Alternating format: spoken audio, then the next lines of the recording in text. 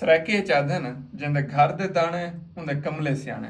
अगर तुस आखदे तुहाडे कमले सियाने थीवें तो तुहाकू अज दे दौर दे विच ਉਹ ਜਿਹਾ ਕੰਮ ਕਰਨਾ ਪੋਸੀ ਕਿ ਤੁਸੀਂ ਸੁੱਤੇ ਪਿਓ ਪੈਸੇ ਆਂਦੇ ਪਿਓ ਹਨ, ਲੇਟੇ ਪਿਓ ਪੈਸੇ ਆਂਦੇ ਪਿਓ ਹਨ, ਭਜਦੇ ਵਧੇ ਹੋ ਪੈਸੇ ਆਨੇ ਪਿਓ। ਉਹ ਕਿਹੜਾ ਕੰਮ ਹੈ? ਆਨਲਾਈਨ। ਹੁਣ ਆਨਲਾਈਨ ਵਿੱਚ ਅਸੀਂ ਕੀ ਕਰ ਸਕਦੇ ਹਾਂ? ਸਾਰਿਆਂ ਕਨੇ ਔਖਾ ਸਵਾਲ ਹੈ। ਆਨਲਾਈਨ ਵਿੱਚ ਤੁਸੀਂ ਕੋਈ ਇੱਕ ਸਕਿੱਲ ਪਕੜੋ, ਸਿੱਖੋ, ਵਾਲਾ ਪੈਸੇ ਕਮਾਓ। ਸਿੱਖਣਾ ਇਵੇਂ ਜ਼ਰੂਰੀ ਹੈ ਜਿਵੇਂ ਮੁੱਲਾਂ ਵਾਸਤੇ ਮਸੀਤ। अगर मुल्लां वास्ते मसीह जरूरी है तो तुम्हारे वास्ते सीखना जरूरी है। बगैर सीखे अगर तुसा काम करने की कोशिश करे सो 99% लोग नाकाम हैं तो तुसा नाकाम थे सो। 99% लोगों के पैसे ज़ाया थी गए थोड़े भी ज़ाया थी वैसे।